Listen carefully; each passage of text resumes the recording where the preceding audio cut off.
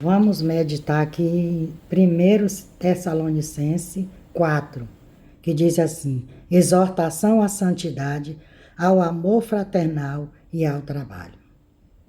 Finalmente, irmãos, os rogo e exortamos no Senhor Jesus, que assim como recebeste de vós, de que maneira convém andar e agradar a Deus, assim andai para que continueis a progredir cada vez mais. Porque vós bem sabeis que mandamento vos tenho dado pelo Senhor Jesus. Porque esta é a vontade de Deus, a vossa santificação, que vos abstenha da prostituição, que cada um de vós possa possuir o seu vaso em santificação e honra, não na paixão de consciência, como os gentios que não conhecem a Deus. Ninguém oprima ou engane a seu irmão em negócio algum, porque o Senhor é vingador de todas estas coisas, como também antes vos dissemos e testificamos.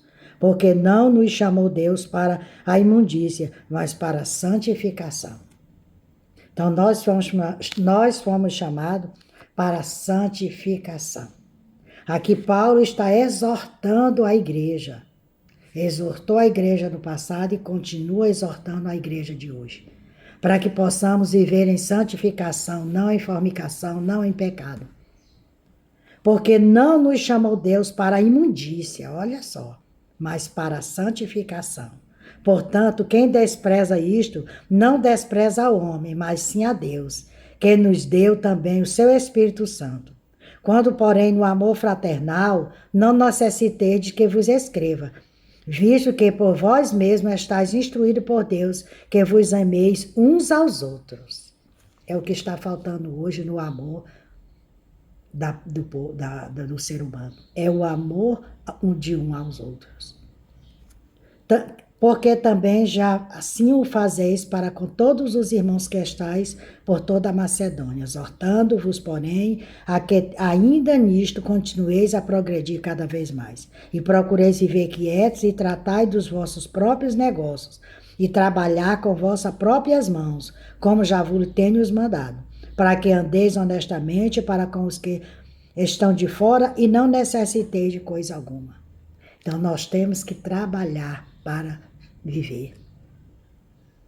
Aqui a própria palavra de Deus diz que o preguiçoso ele não merece comer, quem não trabalha não merece comer. Então todos nós temos que trabalhar, viver do suor do nosso rosto. Aí ele diz mais aqui, ó: não há nada mais doce, sublime ou santo no mundo do que a santificação. O batismo com o Espírito Santo é o dom do poder da alma santificada, capacitando o cristão a pregar o Evangelho de Cristo e enfrentar as situações de perigo. Ele sela você para o dia da tentação, a fim de que possa estar pronto para se encontrar com o Senhor Jesus, à meia-noite ou a qualquer momento, porque você tem azeite em seu vaso. Jesus sempre foi o Filho de Deus, mesmo antes de receber o batismo e ser santificado e enviado para este mundo. Mas ele só deu continuidade à sua grande missão de lutar para as forças do inferno, quando recebeu o batismo com o Espírito Santo. Se Jesus precisou passar pelas águas e pelo fogo, quanto mais nós, como seus servos. Jesus, batize-me com o teu Espírito, a fim de que eu seja fortalecido para servir-lhe em tudo que eu fizer. Amém. Quem escreveu esse texto foi o William J. Seymour. Então, Deus, ele nos fez para a santificação. Para vivermos sem fornicação, sem pecado, sem imundícia. Mas muito deixa o amor de Cristo porque não quer seguir os mandamentos. Nós temos, no mundo secular, nós temos leis que têm que ser obedecidas. Então, no mundo espiritual é do mesmo jeito. Temos que buscar essa santificação a cada dia. É contínuo, porque o nosso inimigo, o inimigo das nossas almas, ele está aí furioso como leão, ao derredor de nós querendo nos tragar. Mas nós temos o leão da tribo de Judá, que não está ao nosso redor, cuidando e nos guardando. Por isso temos que nos manter em obediência, em perseverança e compromisso com a palavra do Senhor. E ele diz mais: quem despreza isto, não despreza o homem, mas sim a Deus. Quem despreza os mandamentos, quem não procura andar em santidade. Os fanáticos são marcados pela dureza para com os que lhe opõem e por não apresentarem Jesus. Mais cedo ou mais tarde, na falta de uma vida santa, as obras da carne se evidenciam.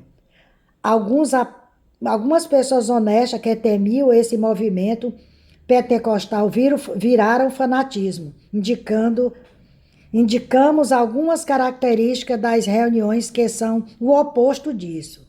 Nelas, primeiro, o amor divino é para todos, especialmente a igreja, o corpo de Cristo, na qual cada alma justificada participa.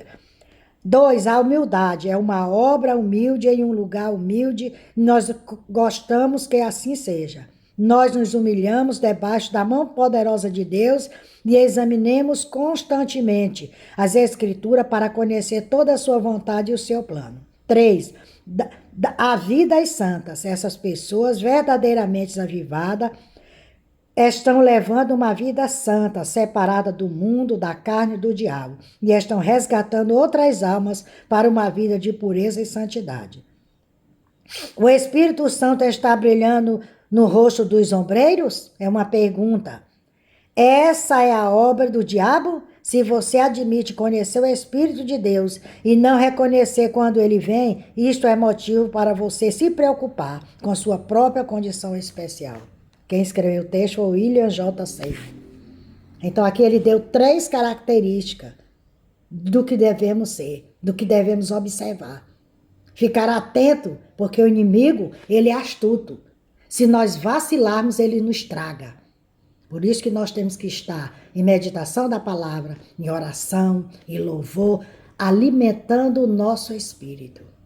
Sempre ali está firme, porque o Espírito Santo ele está conosco. Mas para isso nós temos que permanecer em obediência, que não venhamos cair no que diz o 4:7, porque não nos chamou Deus para a imundícia, mas ele nos chamou para a santificação.